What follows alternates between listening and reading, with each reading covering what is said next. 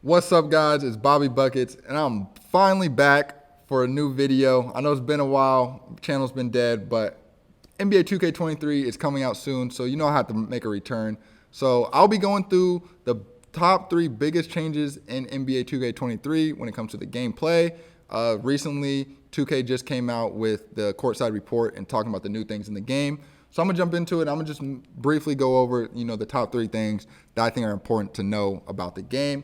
And first off, we've got to kick it off with the new gen badge system. So first thing it says, the most impactful change when it comes to building players is the form of a new badge system for new gen. From the previous years, it says notice players often gravitate towards the same badges, which is definitely true. And as a result, a lot of them became overpowered by stacking certain badges together. This year, we're moving to a tiered badge system. There are 16 badges per attribute category, 8 in tier 1, 4 in tier 2, and 4 in tier 3. So with that, it shows there's going to be different tiers for badges. I know before they're all just in one thing and you level them up. What this is pretty much saying is now your best badges are going to be hard to get because they're going to be in tier 1 and then tier 2 and tier 3. Obviously, it says tier 1 badges are the least powerful for your player, but also cost the least amount of badge points. So with that, maybe a tier 1 badge to get to Hall of Fame might cost 4 badge points, and a tier 3 badge, no, tier 1 badge would be cheaper than a tier 3 badge. So tier 3, you'll have to cost a lot more badge points, which we kind of seen that last year because some badges I remember to get to Hall of Fame might be 4, some were 6 and stuff like that. So now it's just going to be more clearly defined and stuff like that. So costs go up as you climb the tiers and acquire the more impactful badges. The basic idea is that you'll need to equip a certain number of badges in the lower tiers before you can equip badges in the highest. So that will be really interesting. So obviously the lower tier, it's less badge points, but you can't even get a tier 3 badge until you have enough of the tier 1 and tier 2 badges, which that, kind of makes sense. So you got to level up and make sure you have enough badge points. It'll be interesting to see how players make their builds based off how many badge points they actually need for each one. It says the motive behind this change was to encourage players to make some tough choices when creating their badge recipes, make loadouts more valuable as a feature, and bring a better overall balance to the game in general. I think that definitely is going to be huge because you got to see, you got to, sacrifice. Like, okay, do I want, these tier 3 badges? Do I got to make sure I have enough badge points to even get a tier 3 badge in the certain attribute category compared to shooting, finishing, and stuff like that. So, because you got to make sure you have the badge points to level up. It says, along with the tiers, we're introducing core badges, which are 4 unique badge slots, 1 in each attribute category, that can be filled with badges that don't count towards your badge points. Each badge will have a challenge requirement that, once met, will allow the badge to be placed into a core badge slot. So it seems like each category, you're going to have to, you can only have 1 core badge. So I wonder, obviously I do a challenge to be able to unlock it, but I wonder how much do you have to pick to, how much can you pick which badge is your core badge? Is it going to be out of all of them, or do you have to have a certain amount of, level or whatever to be able to pick which one you want? That would be interesting to keep an eye on once the game comes out. It says we also made several changes to the badges themselves, which are highlighted below. I'll quickly go through the new badges and some of the ones they took out. So Slithery makes it easier to gather through traffic and avoid collisions. So this should be good for slashers. I think slashers will be back in this game, be more useful. Masher increases the ability to finish inside layups over defenders. We've seen this kind of similar with some other ones like Grace Under Pressure and stuff like that, but hopefully this one actually works well for being able to mash, especially over smaller defenders, hopefully. Aerial Wizard ability to successfully complete alley-oops and putbacks. This kind of reminds me of putback boss, but also combines with being able to finish alley-oops. So I wonder how much that will affect the game and stuff. And then Bully, like Giannis and LeBron, able to finish strong by bulldozing through traffic. I really like this because I feel like slashers, in the game before, you get stripped a lot and stuff like that. This game, it seems like if you have Bully, you should be able to, fight through contact, which I think is something, it's more realistic to basketball. And they got rid of hook specialists, which we don't really need to talk about too much. The shooting badges, Agent 3 is new, ability to hit difficult 3-point shots off the dribble. I think that's self-explanatory. Midi Magician, improved ability to knock down mid-range jump shots off the bounce or out of the post like MJ. That would be really interesting to see how that works with, people being able to shoot off the bounce and also like post fades and stuff. So middies, they're not dead, shoot your middies. Amped reduces the shooting attributes penalty when fatigued and when moving excessively prior to shooting. This will be interesting because I'm going to get into it in a minute when I talk about the dribbling changes, but it seems like fatigue and stuff will go down a lot quicker, so you still want to be able to shoot, so this badge could be big for you dribble heads. Claymore increases a spot up shooters' ability to knock down, catch, and shoot jumpers the longer they remain stationary prior to shooting. This is going to be big for you pro-am players that sit in the corner all game, because if you just stand there and don't move, you should be able to knock it down if you have Claymore. You can get a boost. So make sure you pro-am players, this is big for you guys, for you corner players at least. Comeback Kid, improved ability to shoot perimeter jump shots when trailing the game. This reminds me definitely of kind of like a clutch shooter, but only when you're down, I guess. Hand down, man down, makes an outside shooter even deadlier if an opponent fails to get a hand in the face. I wonder how open you have to be, if it's wide open or if it's like slightly contested, but they didn't get a hand up type of thing. Space Creator, it used to be a playmaking badge, and now boosts the ability to hit step back jumpers and hop shots, and also will cause defenders to stumble more often. So it kind of still has a little playmaking effect, but it's also kind of like a step back circuit shooter type thing. Limitless range is back, making shots more effective with any shot attempt from deep 3-point range. I love that. They removed Chef, Hot Zone Hunter, Lucky 7. Mismatch Expert is moved into playmaking, set shooter, sniper, and limitless spot up. So they got rid of a lot of shooting badges. They added a lot. Going into playmaking, killer combos, improves a dribbler's effectiveness with size-up dribble moves.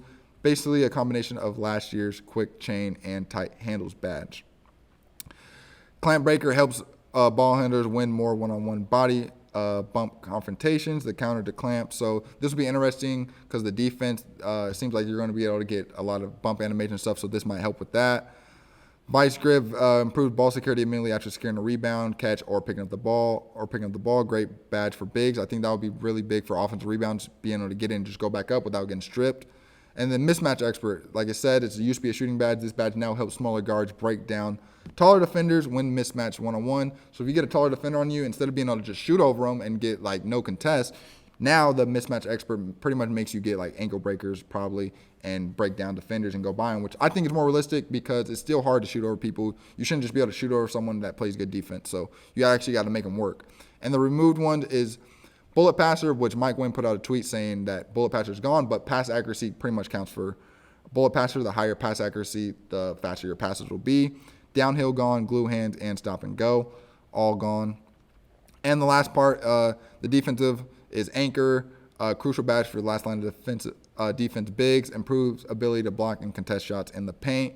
So that'll be interesting if the slashes are good again, you need that to protect the paint. Box out beats helps rebounders win box out battles on both offense and defensive rebounding situations. That'll be really interesting to see. You don't want to get warmed a lot. So Workhorse, the Pat Bev badge that boosts your ability to hustle down 50-50 balls and play hard defense without getting tired. So that kind of reminds me of kind of like a tireless defender badge. So see how much that works. And the 50-50, how important that is. Glove, named after legendary Gary Payton, helps you strip player as they gather for shots and poke the ball free from ball handlers. So this is going to be big for, kind of reminds me of a ball stripper, but I wonder if you can actually strip jump shots or if it's only when people are by the paint attacking like a ball stripper. And then Challenger improves the effectiveness of perimeter shot contests. Self-explanatory, you'll get more contests with that badge. And they got rid of defensive leader. So that's the first big thing to know, the new badges and the badge system. The next biggest thing to know and the biggest change to the game is going to be the shooting. Now the shooting, it says, gets a nice upgrade in 2K23.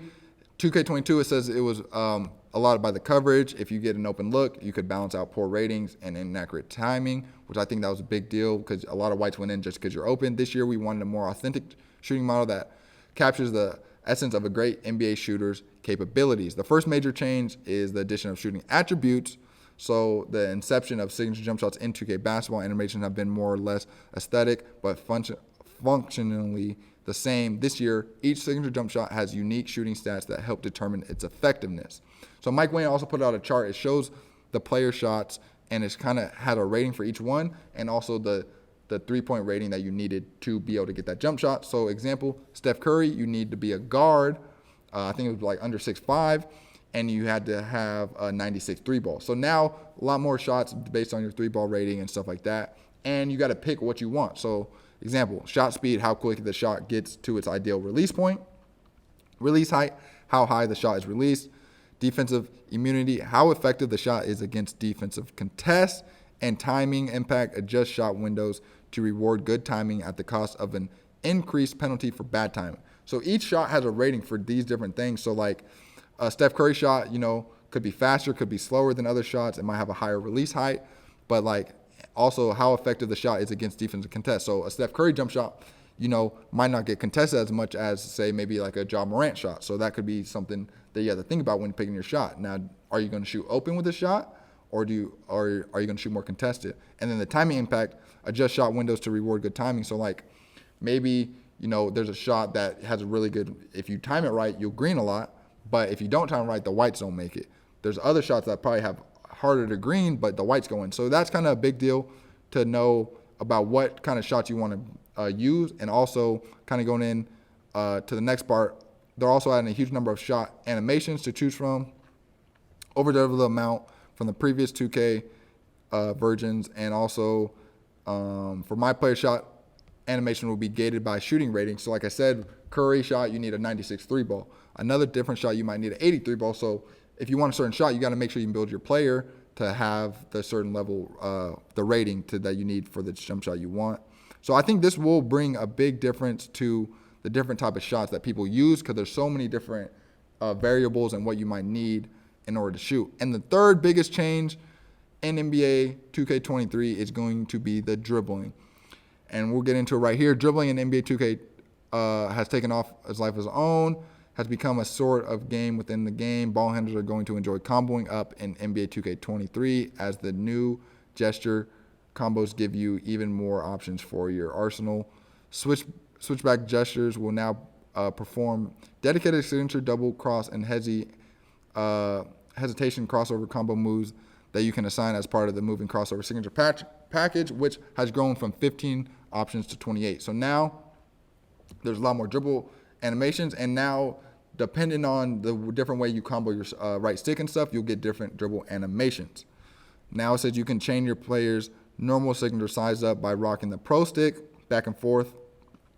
Rapid double throws will give you new combos, and flicking the pro stick back and forth repeatedly will give you a whole different set of animations called signature combos that look incredible. So there's different ways to flick your stick and different ways to get different animations. And this is my favorite part about the new dribbling. Is another major dribbling change is the introduction of attacking size up. One of the things we wanted to prove with the dribbling in NBA 2K was that while the size up moves look cool, they weren't very useful. So like you do a lot of size ups, you're standing in the same spot, you're not really going anywhere. Now the new attacking size ups provide a lot more side to side movement and are much better at forcing the defense to drop and shift, allowing you to bait them one way and then attack the other. Something that all great ball handlers do so well in real life. This makes me really think about go back and think about Allen Iverson. You think about his signature move, the signature between the leg crossover or Tim Hardaway, stuff like that. So I think about that, like you set it up, fake one way, go the other way, and it could be good with the defensive thing they came out with where people can shade aside and stuff like that. So you want to fake one way, go the other. So that's like attacking signature size up can help you with that. So I think that will help a lot. Seems like you'll have to do a lot less combos, because going into the next part, talked about the flashy dribbles, but we don't want to encourage players to dribble the entire shot clock out while their teammates fall asleep.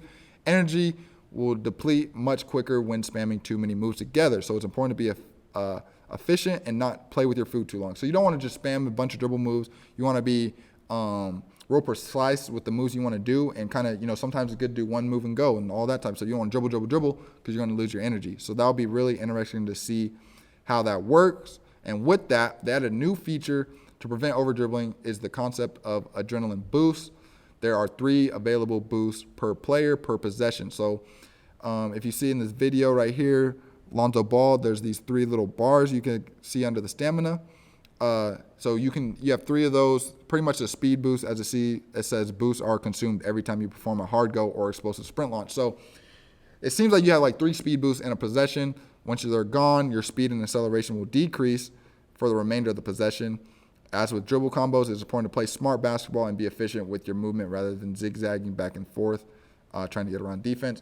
So I love this because I feel like a lot of times people just spam dribble moves. They don't lose stamina sometimes.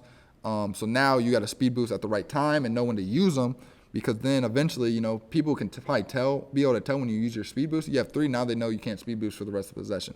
So that'll be really interesting to see how that plays out.